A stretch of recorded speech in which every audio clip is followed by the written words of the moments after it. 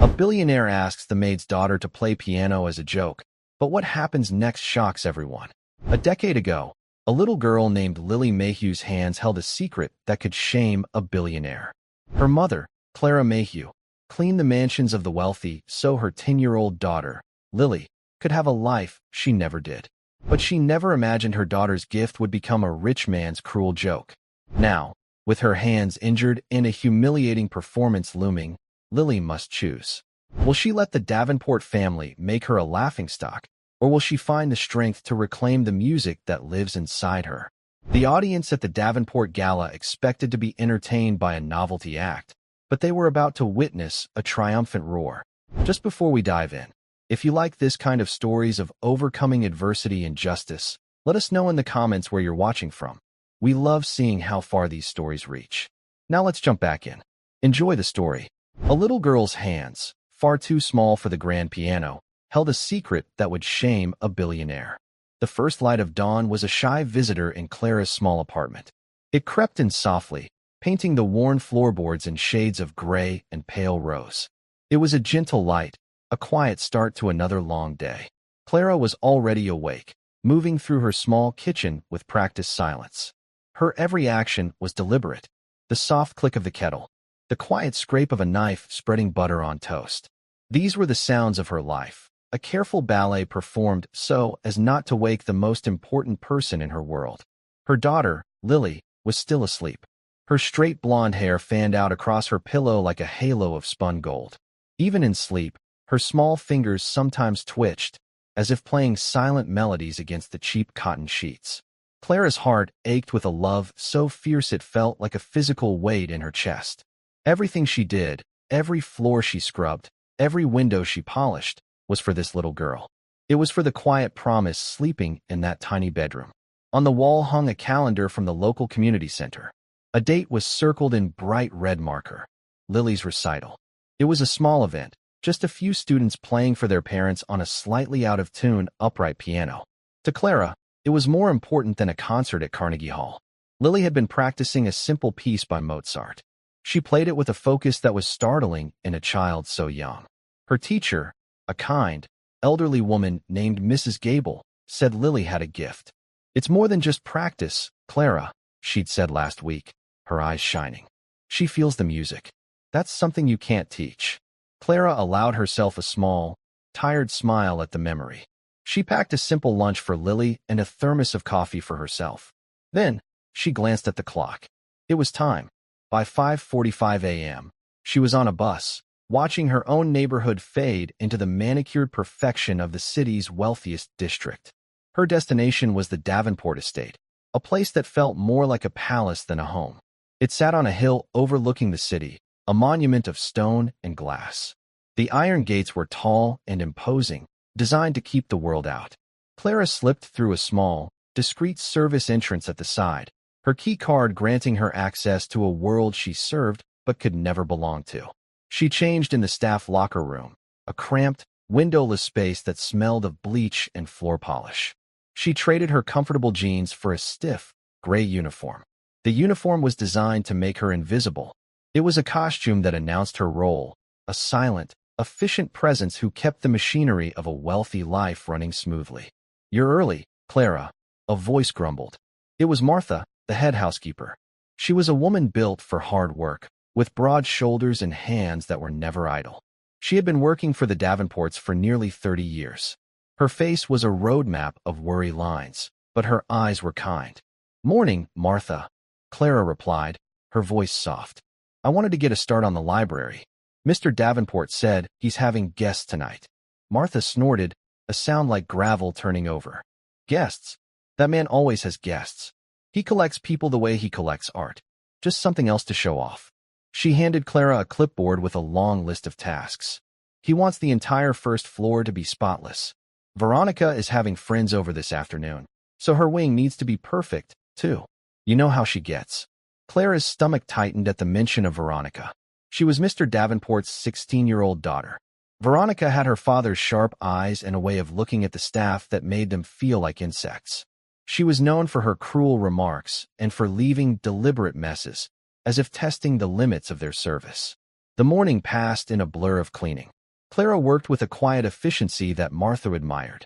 She dusted priceless antiques and polished floors so reflective you could see your face in them. She moved through the vast, silent rooms like a ghost. The house was a museum of wealth. Sunlight streamed through two-story windows, illuminating paintings that belonged in galleries and furniture that cost more than Clara's car. It was a beautiful place, but it was not a home. It was cold, silent, and empty of laughter or warmth. Just before noon, as she was cleaning the grand music room, the silence was broken.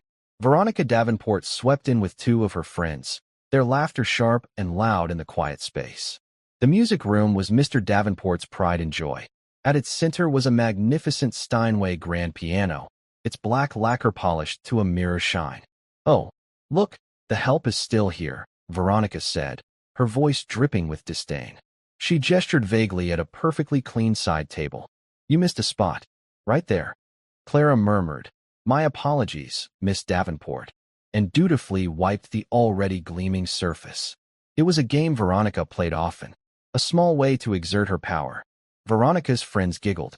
One of them, a girl with a bored expression, ran a finger along the piano's lid. "Does anyone even play this thing, Ronnie?"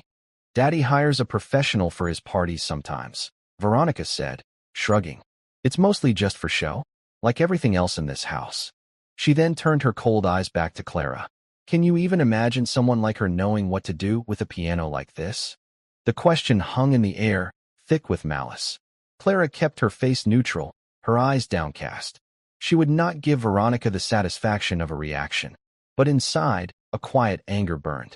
She thought of Lily's small, determined hands on the keys of her worn-out practice keyboard at home. She thought of the pure, simple joy on her daughter's face when she finally mastered a difficult passage.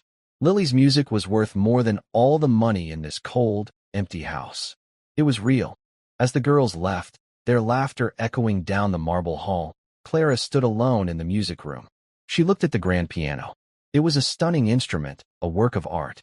But it sat there silent, a beautiful object with no soul. She ran her own hand, chapped and rough from cleaning chemicals, over its smooth surface. For a brief, defiant moment, she imagined Lily sitting there. She imagined the room filled not with silence, but with the sweet, clear notes of Mozart. A fierce, protective love for her daughter swelled within her. One day, she vowed to herself, Lily would play on a piano just as grand as this one, and she would play for people who deserved to hear her. That afternoon, Clara received a call from Lily's school. She answered with a tremor of anxiety, her mind immediately jumping to the worst possibilities. "Mrs. Mayhew? This is Nurse Evans from the school." The voice on the other end was calm but firm. "Lily had a little fall on the playground. She's perfectly fine, but she scraped her hands quite badly. She won't be able to play the piano for at least a week, and I know her recital is coming up." Clara's heart sank. Are they seriously hurt?" No, just scrapes and bruises. But they're tender, and she'll need to keep them bandaged. We thought it best she not take the bus home today. Could you come and pick her up?" Clara's mind raced. She couldn't just leave work. Mr. Davenport was famously intolerant of staff emergencies. She found Martha in the main kitchen, overseeing preparations for the evening's dinner party. Clara explained the situation in a low, hurried voice. Martha's expression softened with sympathy. "Oh, the poor dear. Just before her big day, too." She looked around the busy kitchen, then made a decision. "Go. I'll cover for you. I'll tell Mr. Davenport that one of the ovens was malfunctioning and I needed you to help me with it. He never sets foot in this kitchen anyway. He won't know the difference." "Martha, I can't ask you to do that," Clara whispered, overwhelmed by the kindness. "You're not asking. I'm telling," Martha said, pushing her gently towards the door. "Now hurry. Your little girl needs you." Clara arrived at the school to find Lily sitting on a bench in the nurse's office, her small face pale and her hands wrapped in clumsy white bandages. Tears welled in Lily's eyes the moment she saw her mother. "My recital, Mommy," she whispered, her voice trembling. "I can't play. It's ruined." Clara knelt and gathered her daughter into a fierce hug. "Oh, sweetheart, no? It's not ruined. Your hands will heal. We can talk to Mrs. Gable. The recital is just a little concert. Your health is what's important." But Lily shook her head, burying her face in her mother's shoulder. "I practiced so hard. The bus ride home was quiet. Lily stared out the window, her bandaged hands resting carefully in her lap. The disappointment was a heavy cloud around her. For Lily, playing the piano wasn't just a hobby. It was her world. It was the place she felt most herself, most alive. The thought of not being able to play, even for a week, was devastating. When they got back to their apartment, Clara tried to lift her spirits. She made Lily her favorite dinner, macaroni and cheese, and let her watch an extra hour of television. But nothing seemed to work. Later that evening, Clara found Lily standing by her small electronic keyboard, staring at it with a look of profound sadness. She gently touched one of the keys with the tip of her bandaged finger, wincing slightly. "Does it hurt a lot?" Clara asked softly. Lily nodded, not looking up. "It feels stiff. And I keep thinking about the music. I can hear it in my head, but I can't make it come out." Clara's heart broke for her. She knew this pain was about more than just a missed recital. It was about a part of Lily's spirit being temporarily silenced. "The music will still be there when your hands are better," she promised, stroking her daughter's soft hair. "It's not going anywhere. It's inside you." The next day, Clara had to take Lily to work with her. She couldn't afford a babysitter, and Lily was too miserable to be left alone. She explained the situation to Martha, who, despite the risk, agreed to help. "We'll keep her in the staff lounge," Martha decided. "I'll bring her some books and puzzles. As long as Mr. Davenport and his high and mighty daughter don't see her, we should be fine." So Lily spent the day in the small, cluttered break room in the basement of the Davenport estate. It was a world away from the sunlit grandeur of the floors above. Clara checked on her whenever she could, bringing her snacks and making sure she was comfortable. But Lily was quiet and withdrawn. She spent most of the day staring into space, a little shadow of a girl lost in a palace of strangers. Late in the afternoon, disaster struck. Mr. Davenport was giving a tour of the estate to a group of potential business partners. His voice, loud and booming, echoed down the service corridor as he led them on an unscheduled visit to the wine cellar, which was located right next to the staff lounge. Clara, who was polishing silver in a nearby pantry, felt a jolt of panic. She rushed to the lounge, but it was too late.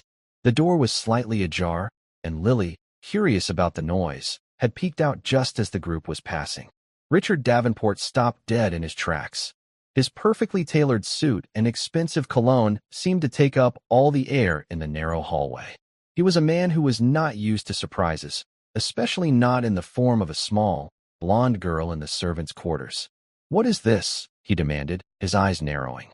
His voice wasn't just angry, it was insulted, as if the very sight of a child in this part of his house was a personal offense. Clara stepped forward immediately, placing herself between Mr. Davenport and her daughter. "I am so sorry, sir. This is my daughter, Lily. She had an accident at school, and I had no one to watch her today. It won't happen again." Mr. Davenport's gaze flickered from Clara's apologetic face to Lily's wide, frightened eyes. He noticed the white bandages on her hands. A strange, cruel smile slowly spread across his face. It was not a smile of warmth or humor. It was the smile of a predator who had just found a new, interesting toy. "An accident, you say?" he said, his voice smooth as silk. He turned to his guests, who were watching the scene with a mixture of discomfort and curiosity. "Gentlemen, it seems we have a small problem with staff bringing their children to the workplace. However," he paused for dramatic effect, "perhaps we can turn this into a moment of entertainment." He looked back at Lily, his eyes glinting. "I'm having a charity gala here on Saturday night. A very important event. We have a string quartet, of course, but I think our guests would be amused by something a little more rustic." Clara felt a cold dread creep up her spine. She had no idea where this was going, but she knew it was somewhere terrible. Mr. Davenport crouched down, bringing himself closer to Lily's level. But there was nothing kind in the gesture. It was menacing. "I've heard from my daughter, Veronica, that you are something of a piano player." He glanced at Clara. "Is that right? Your daughter plays?" Clara hesitated. "She's just a beginner, sir. She's only 10. "Perfect."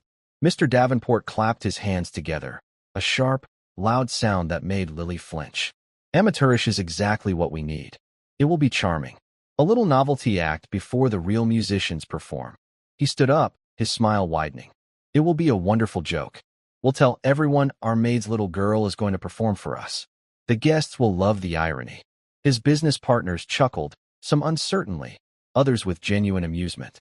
The humiliation was a thick, choking cloud in the hallway. Clara felt her face burn with shame and rage. He was talking about her daughter as if she were a circus animal. "Sir, I don't think that's a good idea," Clara said, her voice shaking but firm. "As you can see, her hands are injured. She can't play." Mr. Davenport waved a dismissive hand. "Nonsense. The gala is a few days away. The bandages will be off by then. It's settled." He looked down at Lily, his smile turning into a command. "You will play for us on Saturday night. A simple little song. Don't disappoint me." He then turned and swept his guests away towards the wine cellar, his booming laughter echoing behind him. "You see, gentlemen, even our staff is multi-talented." Clara was left standing in the hallway, her arm wrapped tightly around Lily's trembling shoulders. The cold, sterile corridor of the mansion had just become a stage for the cruelest kind of theater. Her daughter, her precious, gifted daughter, was now the punchline to a rich man's joke, and Clara had no idea how to protect her from it. The ride home was a heavy, suffocating silence. Clara drove her old, rattling car through streets lined with golden lamps, each one a world away from their own dimly lit neighborhood. She glanced at Lily in the passenger seat. Her daughter was small, huddled against the door, watching the city lights blur past. She hadn't said a word since they'd left the estate. Her face, usually so expressive, was a still, pale mask. Clara's knuckles were white on the steering wheel. A storm of fury and helplessness raged inside her, but she had to keep it contained. For Lily, when they finally reached their small apartment building, the silence followed them up the stairs and through the front door. The air inside, usually so comforting and safe, felt fragile, as if the cruelty from the mansion had seeped in with them. Clara went through the motions of their evening routine. She made a simple dinner of soup and sandwiches, but neither of them had much of an appetite. After dinner, Lily went to her room and sat on the edge of her bed. Clara stood in the doorway, watching her. Lily's bandaged hands lay in her lap like wounded birds. "Mommy," Lily's voice was barely a whisper. "That man, Mr. Davenport, does he hate us?" Clara's heart shattered. She walked over and sat beside her daughter, pulling her into a gentle embrace. "Oh no, sweetie. No, he doesn't hate us. People like him, they don't think about people like us at all. We're just part of the furniture. And sometimes, for fun, they like to see if the furniture can do a trick." The explanation sounded as ugly to her own ears as it must have to Lily's. "But why my piano?" Lily asked, her voice thick with unshed tears.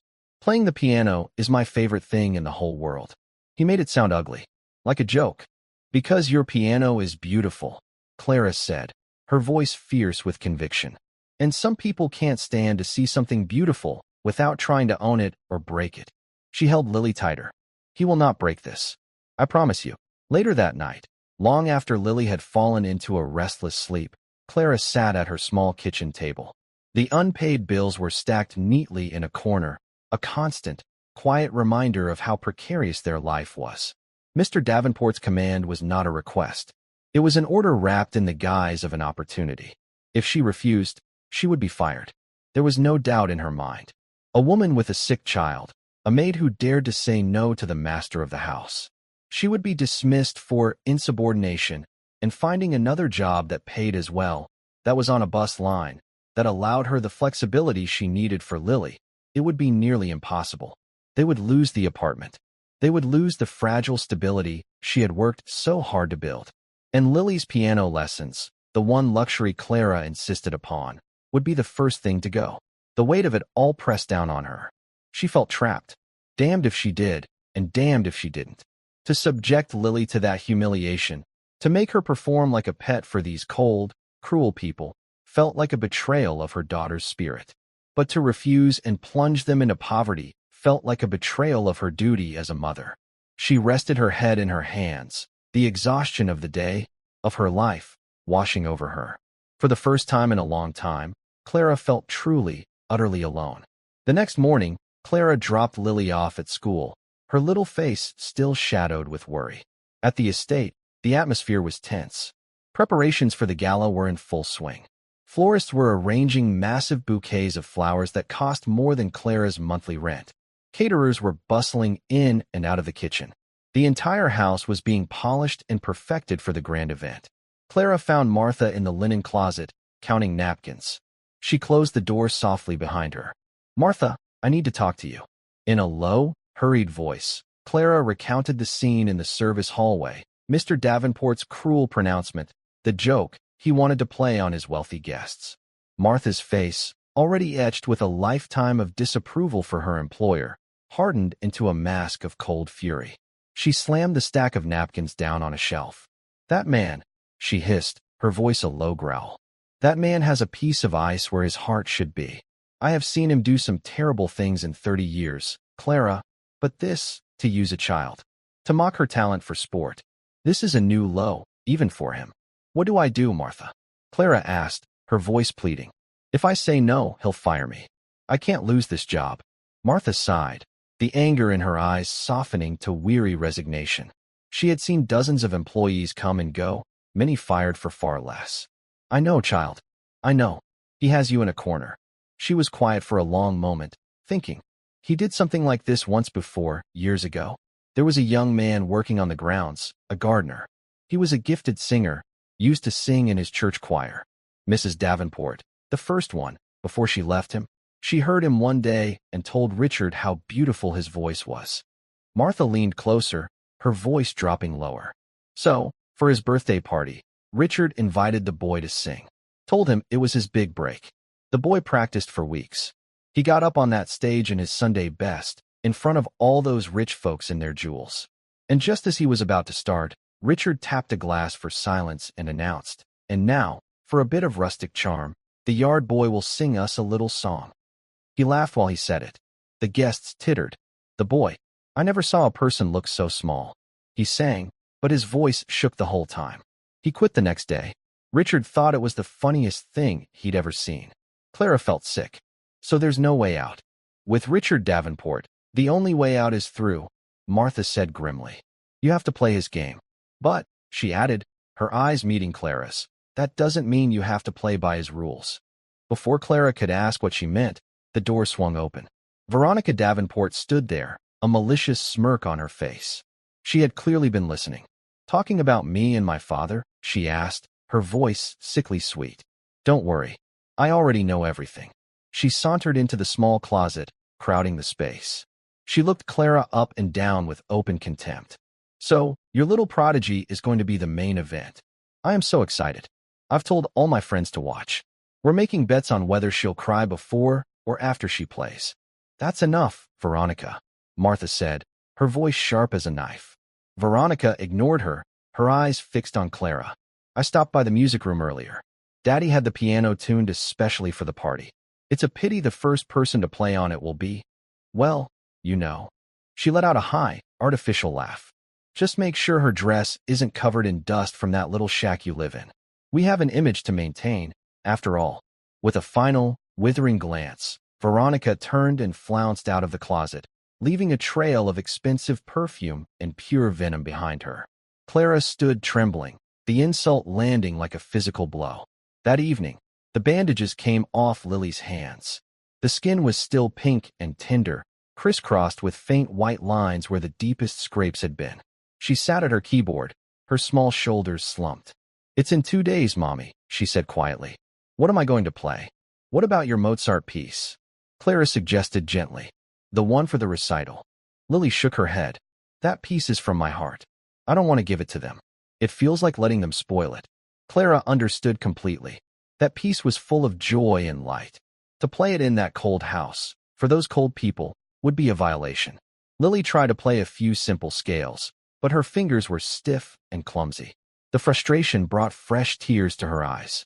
"I can't do it," she cried, pulling her hands away from the keys. "It hurts, and I keep making mistakes. They're all going to laugh at me." Clara pulled her daughter away from the keyboard and onto her lap, rocking her gently. "It's okay to be scared, sweetie. And it's okay if it hurts." She looked at her daughter's determined, tear-stained face. An idea, sparked by Martha's words, began to form in her mind. A dangerous, terrifying, and possibly brilliant idea. The next day, a new figure appeared at the Davenport estate. He was a younger man, with a quiet demeanor and kind eyes that seemed out of place in the stern, imposing mansion. Clara saw him in the library, looking at the books with a thoughtful expression. He was dressed simply, in a tweed jacket that was slightly frayed at the cuffs. He did not carry himself with the same arrogance as Mr. Davenport. Later, Martha informed her that it was Arthur Davenport, Mr. Davenport's younger brother.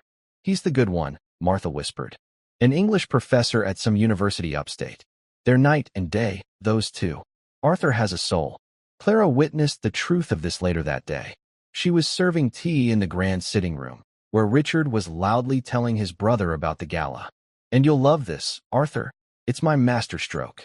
Richard boomed, laughing. "For a bit of pre-show entertainment, I'm having one of the maid's daughters play the piano. Can you imagine? The little thing looks terrified. It's going to be absolutely hilarious." Clara, her hands steady despite the rage boiling inside her, kept pouring the tea. She didn't dare look up, but she could feel Arthur's eyes on her. She saw his hand tighten around his teacup. "Richard, that sounds needlessly cruel," Arthur said, his voice quiet but firm. "She's a child, not a court jester." "Oh, don't be so sensitive," Richard scoffed. "It's a bit of fun. It teaches them their place. Besides, it gives the girl a chance to be in the same room with her betters. She should be grateful." Arthur said nothing more, but the look of profound disgust on his face spoke volumes. As Clara was leaving the room, he caught her eye for a brief moment. He gave her a small, almost imperceptible nod. It was not a promise of rescue. It was a simple acknowledgement of her humanity, a quiet message that said, "I see you. This is wrong." That small gesture, that one moment of kindness in a house so devoid of it, was all Clara needed. It was like a single match struck in a dark room. The path forward was suddenly clear. That night, she sat with Lily on the living room floor. She had made a decision. They would not be victims. They would not be a joke. "Lily," she said, taking her daughter's hands, now free of their bandages. "I have an idea. It's a little scary, but I think it's the right thing to do." She paused, looking directly into her daughter's blue eyes. "Mr. Davenport is expecting you to play something simple, something a beginner would play. He wants you to be unremarkable. He wants people to smile politely and feel sorry for the poor little maid's daughter." Lily nodded, understanding. "But what if," Clara continued, her voice gaining strength, "you didn't play what he expects?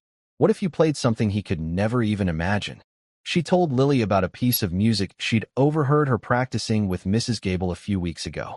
It was a piece Lily had found herself in an old music book. It was not simple. It was a haunting, powerful nocturne by Chopin. It was complex and full of deep, adult emotion. Lily had been drawn to it, practicing it in secret, believing it was too advanced for her recital. "That one," Lily whispered, her eyes wide. "But it's so hard. And my hands." "We will practice," Clara said with a newfound resolve. "We will spend all of tomorrow practicing. Not for them, Lily. Not for Mr. Davenport or his cruel daughter or his laughing guests. We will do this for us. We will do it for Mrs. Gable, and for the music itself." She saw a flicker of the old fire return to her daughter's eyes. The fear was still there, but something else was growing alongside it, defiance. "He wants a joke?" Clara said, her voice a low, determined whisper. "Fine. We'll give him one. The joke will be on him. They are expecting a mouse, Lily. We are going to give them a lion." Lily looked down at her small, tender hands, then back at her mother's resolute face. For the first time in days, a real smile touched her lips. It was a small, fragile smile, but it was a start. "Okay, Mommy," she said, her voice clear and steady. "Let's give them a lion." The final 24 hours before the gala passed in a strange, dreamlike state. The world outside their small apartment seemed to fade away, leaving only the two of them and the 88 keys of the electronic keyboard. Clara had called Lily's school and reported her sick. She took the day off from the estate, telling Martha she had a migraine, an excuse Martha readily accepted with a knowing. "You rest up, dear. You've got a big night ahead of you." Their apartment became a sanctuary, a rehearsal space, a war room. They practiced for hours. Clara would sit on the floor beside the keyboard, her hand resting on Lily's back, feeling the small muscles tense and relax with the effort. Lily's hands, still tender, moved over the keys with a new and ferocious purpose. At first, the notes were hesitant. The complex chords of the Chopin nocturne were a challenge, and her sore fingers protested. There were moments of frustration, moments when tears threatened to spill. I can't, Lily said, her voice choked with frustration after a particularly clumsy passage. It's too fast here. My fingers won't listen. Then let's slow it down, Clara said calmly, her own heart pounding with anxiety. She had to be the rock. Breathe, sweetie. Don't think about the notes. Think about the story. What is the music saying? They talked about the piece not as a technical exercise, but as a tale of sadness giving way to strength. This part, Clara would say, pointing to a dark, sorrowful section, this is how we felt in that hallway. Small and scared.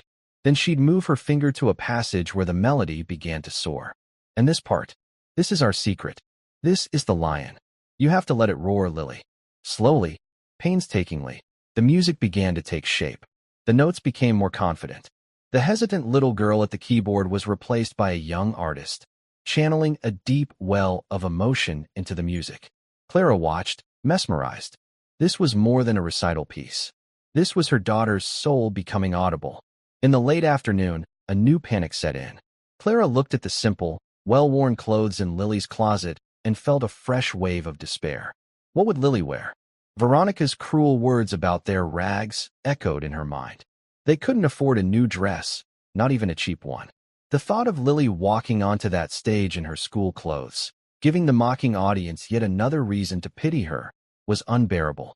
Just as desperation was about to set in, there was a knock at the door. It was Martha. She held a large, flat box in her hands.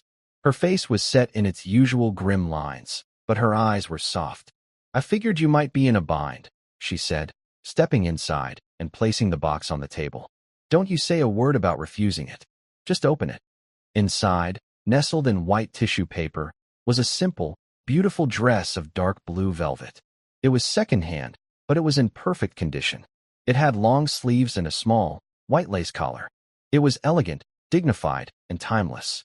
It belonged to Arthur's daughter, from his first marriage, Martha explained quietly.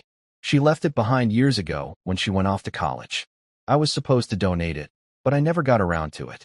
I had a feeling it was waiting for someone special. I took the hem up this morning. Clara's eyes filled with tears. She was so unaccustomed to kindness, it felt overwhelming. Martha, I don't know how to thank you.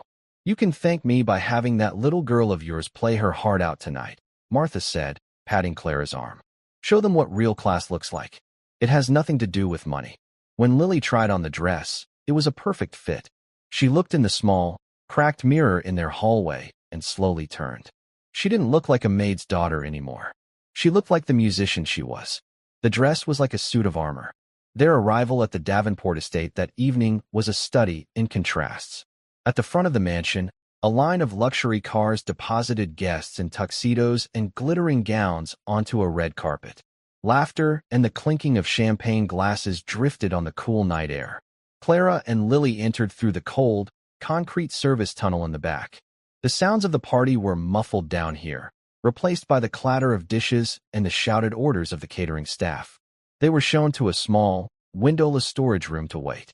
It was filled with boxes of cleaning supplies and smelled faintly of ammonia. A single folding chair had been placed in the corner for Lily. It was a calculated insult, a clear message of their status. Clara's rage simmered just beneath the surface, but she focused on Lily, keeping her face calm and reassuring. Think of it as our secret hideout, she whispered, helping Lily smooth out the velvet dress. We can hear everything from here, but they can't see us. We have the advantage. A few minutes later, the door opened a crack. It was Arthur Davenport. He looked deeply uncomfortable. I am so sorry about this, he said in a low voice, his eyes full of apology. My brother's sense of theater is appalling. I just wanted to come and say, I will be in the front row, and I will be listening. He looked at Lily, his expression kind. No matter what happens, you are very brave. Don't ever forget that. He slipped away as quietly as he came, leaving behind a small measure of warmth in the cold little room. Finally, the moment arrived. A staff member came to fetch them. They walked through a labyrinth of service corridors and emerged into the wings of a small, temporary stage that had been set up in the grand ballroom. Through the heavy curtain, Clara could see the audience. Hundreds of wealthy faces, gleaming with jewels and self-satisfaction. The string quartet had just finished, and the applause was polite, subdued. Then, Richard Davenport walked to the center of the stage, a smug smile plastered on his face. He tapped his champagne glass with a spoon, and a hush fell over the room. Thank you. Thank you, he began, his voice booming with false charm. It is wonderful to see so many generous faces here tonight, all in support of a wonderful cause. He spoke for a few minutes about the charity, his words smooth and practiced. Then, his smile widened. And now, he said, leaning into the microphone, before our main musical event, we have a little palate cleanser. A moment of charming, homespun entertainment. At Davenport Enterprises, we believe in nurturing talent at all levels. He paused, letting the suspense build. Tonight, we are giving a very special opportunity to the daughter of one of our own household staff. She's only 10 years old, and she's going to play a charming little tune for us. Please give a polite welcome to little Lily Mayhew. A smattering of polite, slightly confused applause rippled through the room. Clara could hear whispers. The maid's daughter? Is he serious? Veronica, sitting in the front row with her friends, was giggling behind her hand, her eyes shining with cruel anticipation. Clara knelt in front of Lily in the darkness of the wings. It's time, she whispered. Don't look at their faces. Look at the keys. Find your story. Find the lion. Lily nodded, her small face pale but resolute. She took a deep breath and walked out onto the stage. The spotlight found her, and a collective murmur went through the crowd. She looked so small, so fragile in her simple velvet dress, walking towards the enormous, gleaming Steinway. She looked like a doll, a novelty. She reached the piano, adjusted the bench, and sat. For a moment, she just sat there, her small, unbandaged hands resting in her lap. The room was silent, save for a few coughs and the clink of ice in a glass. The audience was waiting for the joke to begin. Lily placed her hands on the keys. Her eyes found Arthur's in the front row. He gave her that same small, encouraging nod. Then her gaze drifted past him, to a service door at the back of the room, where she could just make out the silhouette of her mother, watching. She began to play. The first few notes of the Chopin Nocturne were exactly what the audience expected. They were soft, hesitant, almost fragile. A simple, melancholic melody. Polite, indulgent smiles appeared on the faces in the audience. They settled back in their chairs, prepared to endure the amateur performance for a few minutes before the real professionals came on. Mr. Davenport stood at the side of the stage, a broad, self-satisfied smirk on his face. This was going exactly as he'd planned. It was perfect, pathetic. But then, something shifted. After the first 8 bars, the left hand entered. It wasn't the simple accompaniment of a beginner. It was a deep, resonant countermelody, played with a confidence and emotional weight that was utterly shocking. The simple tune transformed into something dark, complex, and powerful. The polite smiles in the audience vanished. The whispers stopped. A man in the second row who had been checking his watch looked up, his eyes wide. Veronica's giggle died in her throat. Her smirk was frozen on her face, slowly melting into disbelief. Lily's entire posture at the piano had changed. She was no longer a frightened little girl. She was in command of the instrument, her body swaying with the music, her eyes closed in concentration. Her small hands, which had seemed so tender and weak, moved across the keyboard with breathtaking precision and speed. The music swelled, filling the grand ballroom with a sound it had never known before. It was not the cold, perfect music of hired professionals. This was music that was alive. It was filled with longing, with pain, with a defiant, soaring hope. It was the sound of a lion's roar. Mr. Davenport's smirk had completely disappeared. He stood, rigid, by the stage, his face a mask of utter confusion. This wasn't the plan. This wasn't the joke. The little girl was not playing a charming little tune. She was playing great music, and she was playing it brilliantly. The joke was somehow, impossibly, turning back on him. The music reached its emotional climax. A cascade of furious, passionate notes that seemed far too big to come from such a small person. The guests were leaning forward in their seats, their faces a mixture of awe and disbelief. Some had tears in their eyes. They weren't just hearing a performance. They were witnessing a revelation. They were seeing the invisible made visible, hearing the silenced given a voice. The final passage of the nocturne was quiet, returning to the opening theme, but it was no longer fragile. It was resolute, hopeful. The last note hung in the air, a single, perfect star in the vast silence. For a full 5 seconds after the music ended, the room was absolutely still. No one moved. No one breathed. The silence was more profound than any applause. Then, Arthur Davenport rose to his feet and began to clap. His applause was loud and deliberate in the silent room. A woman next to him, a stern-looking woman with an air of great authority, stood up and joined him. Then another and another. Within seconds, the entire ballroom was on its feet, erupting in a thunderous, overwhelming wave of applause. It was not polite. It was a roar. Lily sat at the piano, her hands trembling in her lap, her eyes wide with shock at the sound washing over her. She looked from the sea of unknown, cheering faces to her mother, who was now walking towards her from the wings, her own face wet with tears. Mr. Davenport was frozen in place, his face pale with shock and a dawning, sickening horror.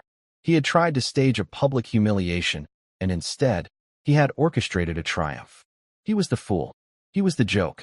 The stern-looking woman from the front row strode purposefully towards the stage. The applause quieted as people realized she was about to speak. She was Beatrice Du Bois, the legendary and famously severe director of the National Music Academy.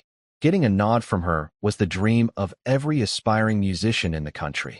She stopped at the edge of the stage and looked past Richard Davenport, as if he were a piece of furniture. Her eyes were fixed on Lily.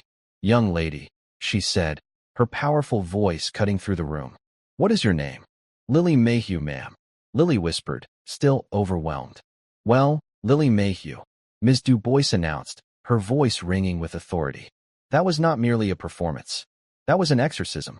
I have not heard Chopin played with that level of emotional honesty by a musician 3 times your age." She then turned her steely gaze upon Richard Davenport. "Richard," she said, her voice dripping with ice. "You invited me here tonight promising a surprise. You told me there would be a performance of rare and special talent." She paused, letting the entire room hang on her next words. "You vastly understated the matter. But tell me, why is a prodigy of this caliber not already enrolled in my academy? And why is her mother, who is clearly a remarkable woman, forced to serve you tea instead of managing her daughter's brilliant career?" The public humiliation was absolute. Richard Davenport's face turned a shade of mottled red. He opened his mouth, but no words came out. He was exposed, his cruelty laid bare for all his wealthy friends to see. The joke was complete, and it was, just as Clara had planned, entirely on him. Chaos erupted in the wake of Ms. Du Bois's pronouncement. The carefully curated atmosphere of polite wealth shattered. The guests, who moments before had been a unified, complacent audience, were now a buzzing swarm of individuals. They crowded towards the stage, their faces a mixture of excitement and shock. The joke Mr. Davenport had planned was indeed a success, just not in the way he'd intended. The story of the night wasn't his generosity, it was his spectacular, public misjudgment. Clara reached the piano and wrapped her arms around Lily, who was trembling, overwhelmed by the noise and the sudden rush of attention. Lily buried her face in her mother's side, the velvet of the dress a familiar comfort. "Let's get you out of here," Clara whispered, her voice a fierce, protective shield against the noise. Just as they turned to leave the stage, Mr. Davenport blocked their path. His face was a ghastly white, and a desperate, false smile was stretched across his lips. He was in damage control mode, his mind racing to spin the disaster into a win. "Incredible," he boomed, gesturing towards Lily as if she were a prize he had just unveiled. "As I was saying, we believe in nurturing talent here. I discovered this little gem myself. I knew she had it in her all along." The lie was so audacious, so shameless, that it silenced the people closest to the stage. Clara looked him dead in the eye. All the fear she had ever felt in his presence was gone, burned away by the fire of Lily's performance. "You didn't discover her, Mr. Davenport," she said, her voice low and steady, yet it carried with an undeniable authority. "You don't see people, you only see objects. You saw my daughter as a novelty, a toy for your party." She pulled Lily closer. "You didn't provide an opportunity. You just provided a stage for your own cruelty. My daughter did the rest." Without another word, she turned her back on him. Arthur appeared at her side, his face etched with a mixture of shame for his brother and pride for what he had just witnessed. Martha was right behind him, her arms crossed. glaring at her employer with 30 years of pent-up indignation. "This way," Arthur said, guiding them towards a side exit. "Before the reporters get to you." They moved through the stunned crowd, who parted to let them pass. Clara caught a glimpse of Veronica. She was standing frozen near the front row, her friends having taken a noticeable step away from her. Her face was a storm of humiliation and fury. For the first time, she looked as small and powerless as she had tried to make Lily feel. Arthur led them down a quiet, carpeted hallway, far from the noise of the ballroom. "My car is out back," he said. "Let me drive you home. You shouldn't have to take the bus tonight." The ride home in Arthur's warm, quiet car was the complete opposite of their journey to the estate. Lily had finally let her tears come, but they were not tears of sadness. They were tears of relief, of release. She lay her head in Clara's lap, her small body exhausted from the emotional ordeal. Clara stroked her hair, murmuring soft words of comfort, her own heart overflowing with a fierce, trembling joy. She looked out the window at the passing city lights, and for the first time, they didn't feel a world away. They felt like they were full of promise. The next morning, their world had changed. The story was everywhere. The city's major newspaper had a picture of Lily at the piano on its front page, her face a mask of intense concentration. The headline read, "The Maid, the Mogul, and the Masterpiece. How a 10-year-old's performance exposed the heartless core of high society." The story had gone viral online. Videos of the performance, shaky and shot on guests' phones, had millions of views. The comments section was a tidal wave of support for Lily and condemnation for Richard Davenport. He was no longer a respected philanthropist. He was a villain in a real-life fairy tale. His company's stock took a noticeable dip in the morning's trading. Donors to his charity began to quietly withdraw their support. The joke had cost him far more than he could ever have imagined. Clara's phone rang incessantly. News stations, talk shows, music bloggers, everyone wanted to talk to the mother of the piano prodigy in the palace. Clara ignored them all. There was only one call she was waiting for, and it came late that morning. Mrs. Mayhew, the crisp, authoritative voice of Beatrice Du Bois, said on the other end of the line, "I trust you and your daughter are recovering from last night's excitement." I meant every word I said. I would like to offer Lily a full scholarship to the National Music Academy's youth program. The scholarship will cover all tuition, private instruction, and materials. Furthermore, the Academy has discretionary funds to assist with housing for families of exceptional students. We would be honored to have Lily, and you, join our community. Clara sat down on her worn sofa, the phone pressed to her ear, and wept. 2 days later, Clara walked back into the Davenport estate. But this time, she did not use the service entrance. She walked up the main stone pathway, through the grand front doors, which were opened for her by a stunned-looking butler. She was not wearing her gray uniform. She was wearing her own simple, clean clothes. The house was eerily quiet. The flowers from the gala were wilting in their vases. The place felt like a tomb. She was there to collect her final paycheck and the few personal items she kept in her locker. She found Martha in the main kitchen. The older woman enveloped her in a hug that smelled of cinnamon and quiet strength. "I handed in my notice this morning," Martha said, her voice even. 30 years is long enough. After what I saw the other night, I can't be a part of it anymore. Arthur is helping me find a new position, managing a historic guest house upstate. A place with some dignity." "Oh, Martha," Clara said, her heart aching for the loss of her friend but happy for her escape. "I'm so glad." "This is for you," Martha said, handing her a box with her things, along with a thick envelope. "Your final pay, and a little extra something the staff all chipped in. For the little lion." As Clara was about to leave, Mr. Davenport appeared in the doorway of the kitchen. He looked haggard. The arrogant confidence was gone, replaced by a desperate, weary look. "Mayhew," he said, his voice hoarse. "Wait. We can discuss a raise. A new position. You could be my daughter's personal assistant. A direct line to me." Clara looked at the man who had, in his own strange way, set them free. She felt no anger, no hatred, only a vast, empty pity. "Thank you for the offer, Mr. Davenport," she said, her voice polite but firm. "But my daughter and I are moving on. We won't be needing anything from you." She walked out of the kitchen, down the grand marble hallway, and out the front door into the sunlight, leaving the dark, cold mansion and its lonely master behind for good. The National Music Academy was everything the Davenport estate was not. It was old, but it was vibrant and full of life. The scent of lemon polish and old wood filled the air. The sound of music drifted from every room. A violin scale here, a soaring soprano voice there. It was a place built on love for art, not on the display of wealth.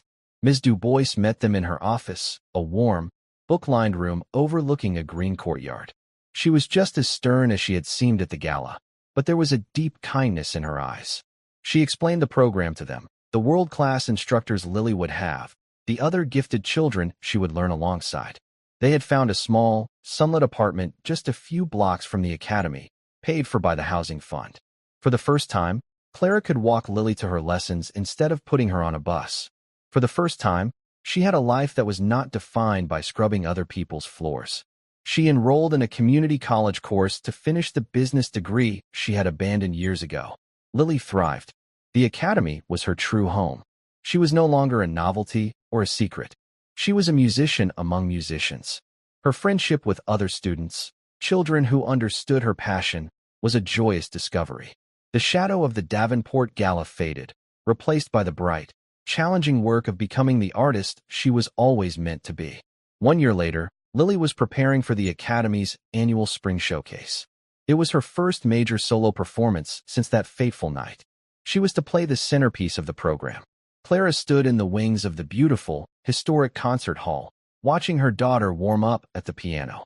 Lily was wearing a new dress, one they had picked out together, in a shade of brilliant, hopeful blue. She looked taller, more confident. The last year had been a time of incredible growth for them both. An usher brought Clara a letter that had been left for her at the box office. It was a thick, cream-colored envelope with no return address. Inside was a cashier's check for a staggering amount, made out to the National Music Academy Scholarship Fund. Tucked in with the check was a simple, typed note. It read, "For the next lion." Clara stared at the note, a small, knowing smile touching her lips. She would never know for sure if it was from a guilt-ridden Richard Davenport or the kind-hearted Arthur, but it didn't matter. The money was not an apology she needed, but it was a promise that another child, somewhere, would get a chance they might not have had. The house lights dimmed. It was time. Lily walked onto the stage to warm, genuine applause.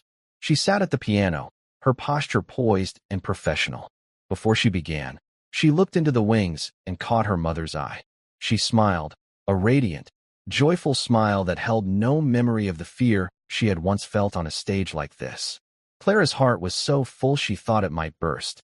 The promise she had made to herself in that cold, empty music room so long ago had come true. Lily was playing on a grand piano, for people who deserved to hear her.